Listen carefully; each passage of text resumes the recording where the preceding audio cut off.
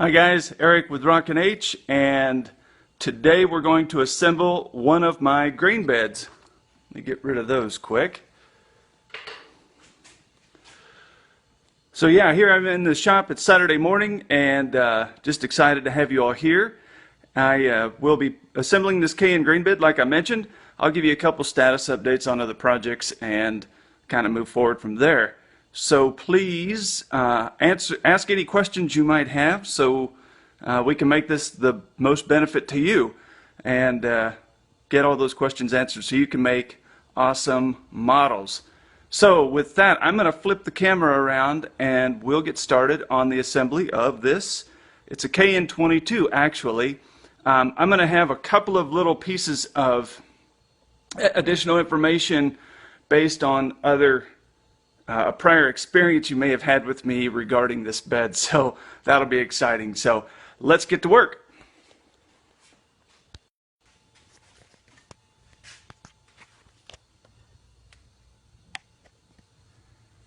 Hi there, Harley. Good to see you this morning. Okay guys, this is how we're going to get this going. This is the KN series bed. This is all 3D printed. Why did I have this? Good morning to you, Harley. Nice to see you here. This is something I've wanted just because I like these old retro beds, and I wanted something a bit more period looking than what was available on the market, and I just wanted one. So that's why it's here. And if you want one, well, you know where to get it.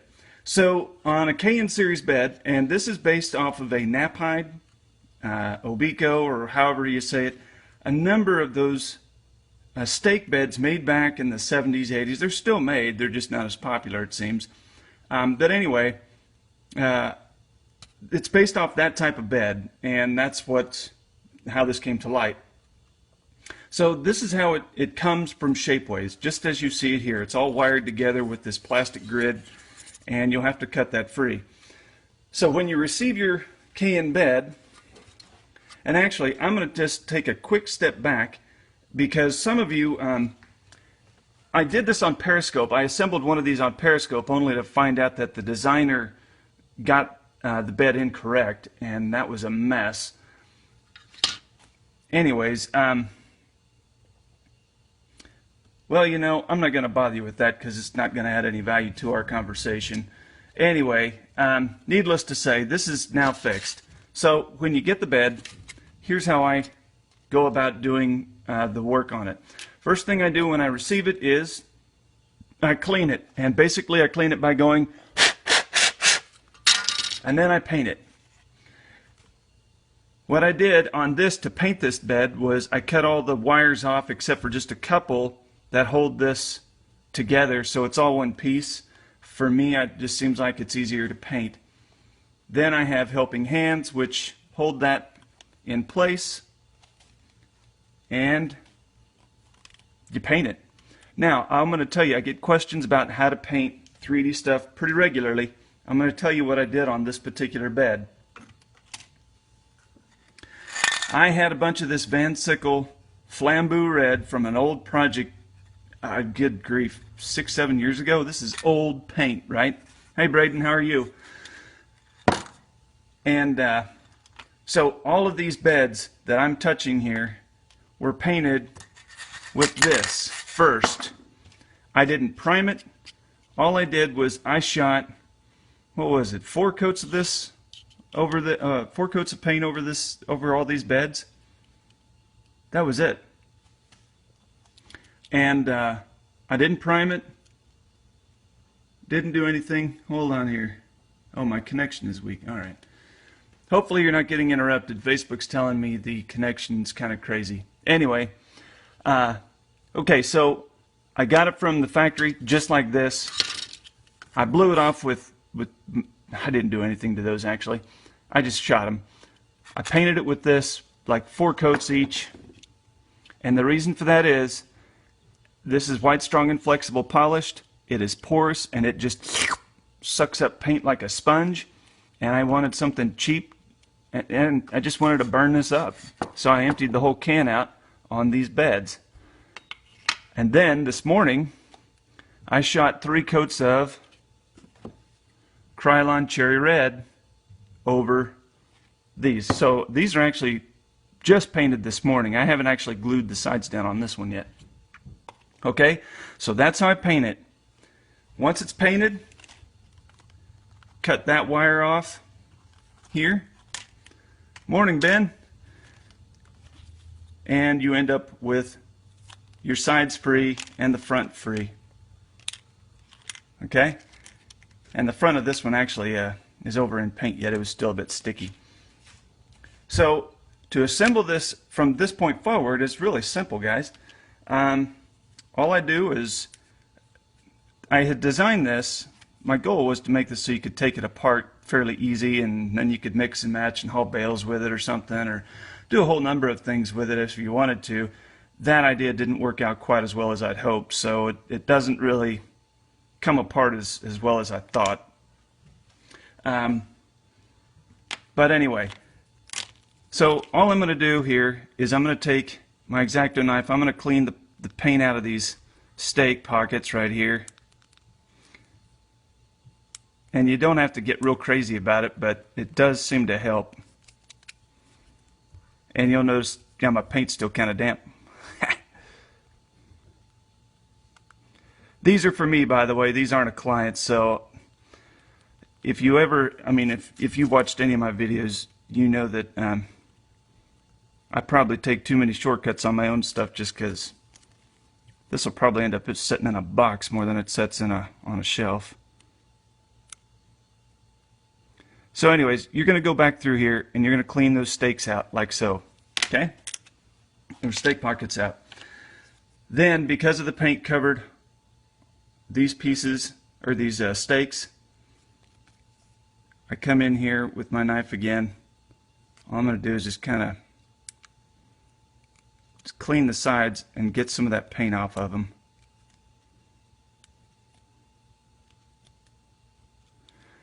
It took me a couple of times to figure this out. I don't know why, but it's like, why don't these go together?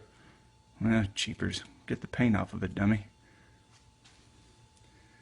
As you're having fun building, yeah, amen to that, brother. I got you, Ben. Well done.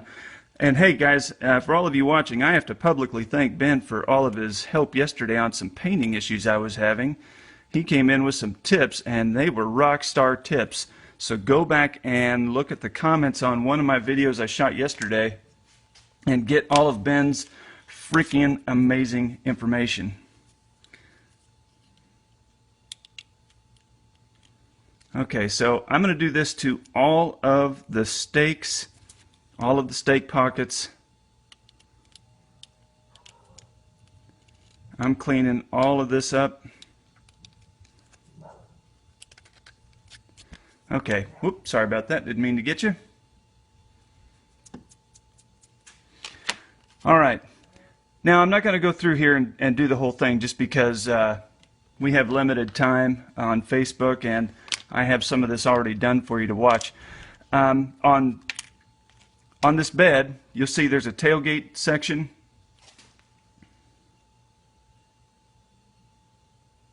Oh, no, Braden, you're good to go. Your message didn't cause any trouble.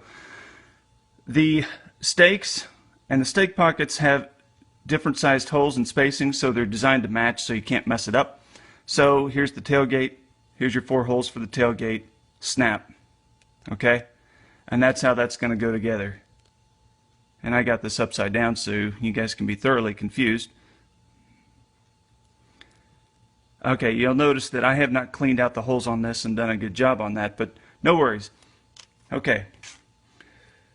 One thing I would tell you though is once you get all your stakes and the stake pockets cleaned, you can begin assembly, and I'll get to that in just a moment.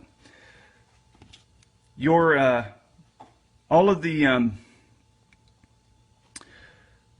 of my kits come with this mounting frame, a hoist, and inside my Shapeways store in that folder for each separate bed, there's also a rollover tarp frame if you so desire to buy it. But all of this is designed to work together, and the reason I did that is, one, I wanted a faster way to assemble these things, so it was selfish on my part. Two, I wasn't sure what the skill level would be for everybody else, so I designed it so a novice can put this together without much trouble. So to put this hoist together, when you buy it from Shapeways, it actually comes nested together or wired together like this. Okay, there's a video out on rockinhtv.com showing how to assemble the hoist. I'm not going to do that this morning. But so you'll buy this mounting frame for the KN20 or 22. They're interchangeable. And then when you get all these parts, get you a 16th inch drill bit, and there's powder in those holes. All I do is I just kind of drill those out a little bit. One thing nice about white strong flexible plastic is it is very resilient. It's hard to break, or harder to break than some of the other higher end plastics you can use. So you drill those holes out, and on your bed you're also going to drill that out because it's full of powder.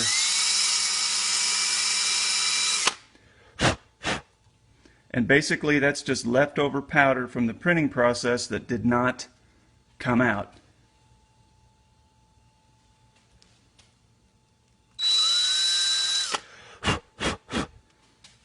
Yes, Matthew, that's what I'm doing here in the garage.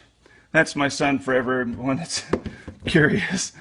He's in there watching TV and I'm out here instructing how to put together a bed. Okay, so those parts are ready to go. And when it's all said and done, this is what you end up with. Okay? Now I did not glue these parts together, so I'm going to just take that apart for you to see. I spent a little more time assembling or cleaning those parts to put those together. But what I did was, you can kind of clean that out as well, the front end pieces. And then I cleaned all of these, and ta-da.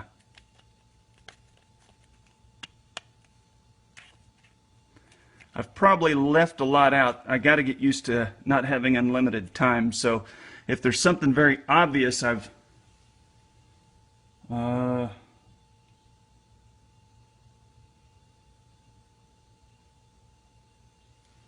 Okay, Ben, I will read that comment a little later on.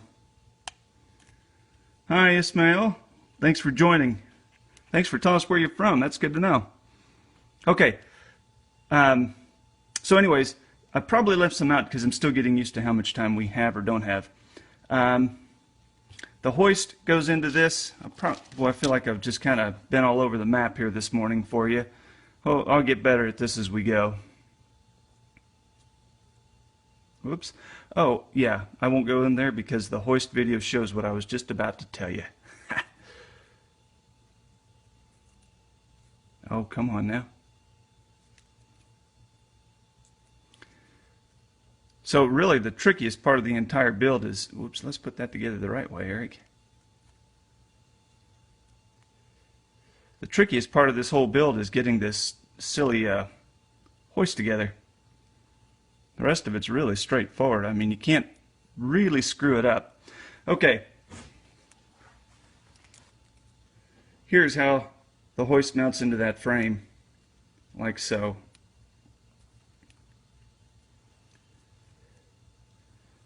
I think on the next video what I'll do is I'll get an outline together so I don't get off track and run around all over the map. Here, oop, I guess you can't see that very well. There we go. Now you can see it. Okay.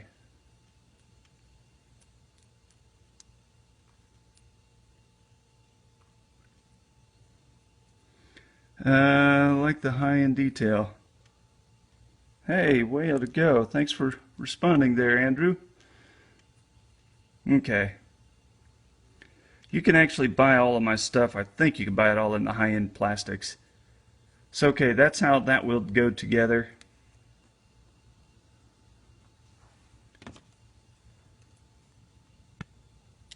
Cut that off. A little taste of glue to hold it in. Good morning, Eric. Thanks for joining.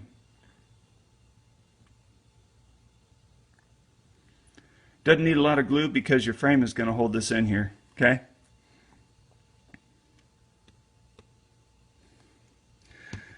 Thanks, Ben. I think if I had to do it over again, I would make this whole hoist longer so it has a better dump angle.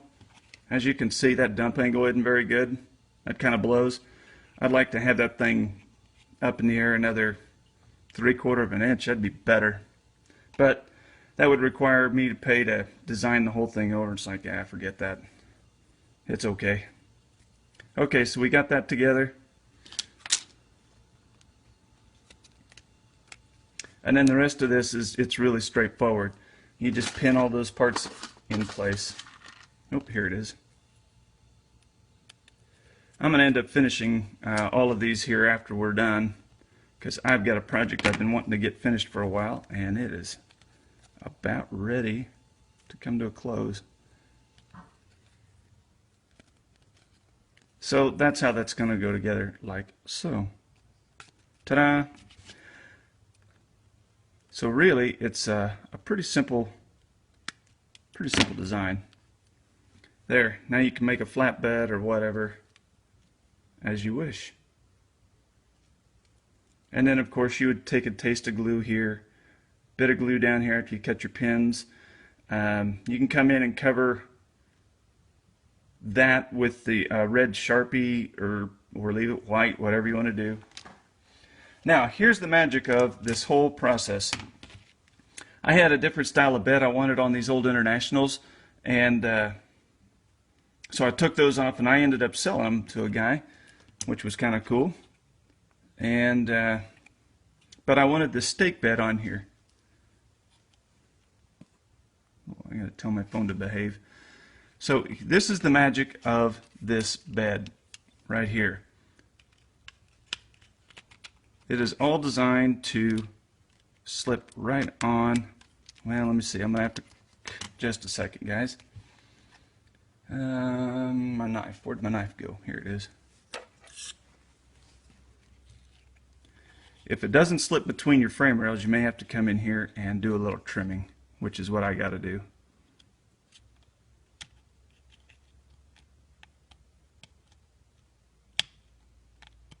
All I'm doing is just cutting that dude off a little bit, trimming her down, and then I put a little glue on this end right here. I'm going to come over here and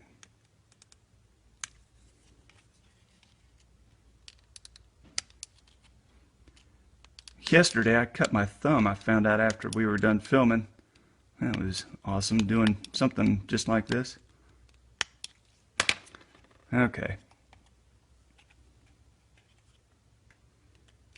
And I'm going to glue all this solid after we're finished. I just didn't do it for the video. There we go. That is the magic of this bed right there. Ta-da! And if you prepare your bed correctly, it'll set flat. Now again, remember, this is all wonky because I haven't glued everything solid and all that yet. So here you can see the underside. There's where your hoist is operating. That's just a piece of styrene for a driveline. But there you go. Now you can glue it down solid and you're good to go. And if it looks like I got a little piece of plastic right here, I need to get rid of that before the frame will set level on that side. But it's setting level on this side, so that's a good thing. And then you'll notice I've designed it so the bed comes right up behind the exhaust. I'll pull that back just a hair when I get done. And the back of the frame, the pivot point is right back there, right where I want it. You can play with all of this too. I have a rule with models is there are no rules. So that's how this goes. Now, how long should your truck frame be? It's 3 inches, or excuse me, 3.5 inches from this point to this point. And let me see if I got another one. This mounting frame is 3 inches. So if you buy any truck from the back of the cab or the exhaust or wherever you want it to the end of the frame is 3.5 inches, you don't have to stretch your truck. And that's another thing I like about this design is don't have to frickin' stretch it, because that's just another pain in the butt that you don't have to do if you don't want to. And then what I do is The fifth wheel plate area, here I'll show you on this one because you can see it very well. The fifth wheel plate area here, all of that's been shaved off with a sander, or you could use a grinder or a Dremel or whatever. All of that is flat, so this frame here sits flat. And this Peterbilt frame is one I don't have to stretch. And I just dry fit that cab on there, FYI. But the whole thing is designed so it doesn't have to stretch. If you want an 18-foot bed instead of a 20 or a 22, this frame is 3 inches long. You can use, this is designed for the 18-foot bed. So, gosh, what else is there, guys? Like I said, I apologize for being all over the map today. But still getting used to this format, and we'll get better as we go as these tutorials evolve. So if there's anything else you want to know, please ask. I'm going to turn around here and go to the camera so I can answer questions. I think we have about 9 minutes left before Facebook's going to kick us off because of their time limitation on videos. So, oh, let me just show you this. This is what I'm going to do with my, I'm going to redo this header, but here's what I'm doing. This is what it's going to be. Put a 30-foot header in the back of that like the good old days. That's what I'm going for. So that's going to be cool. And then I've got combines and combine trailers already made to go with it. So it's going to rock. Pretty much awesome. Okay. All right, I'm turning the camera around so we can chat. Ha! That worked perfect. Okay, guys, what would you like to know? I'm going to try and go through these comments here. How much would one cost already put together? You don't want to know, Andrew. I'm going to charge you $1 million. Just kidding. Glue doesn't taste good. Yeah, that's true enough. Hey, Matt, how are you doing? Let me see. Okay. Is there any questions about the... I don't remember how much they cost. What I'm going to do for you guys is I'll post a link in the comments to my Shapeways store, and then you can go over there and see all the products for this particular bed. There's four different sizes. One is an 18, 20, 22, and 24. The 24 does not have that cool mounting frame that the other ones do, and I just didn't pay to have one done, that's all. But you can actually make this. I used to hand make these out of brass. Here, I even have one from the good old days. I used to hand make all that out of brass, and jeepers, what a big pain in the butt that was.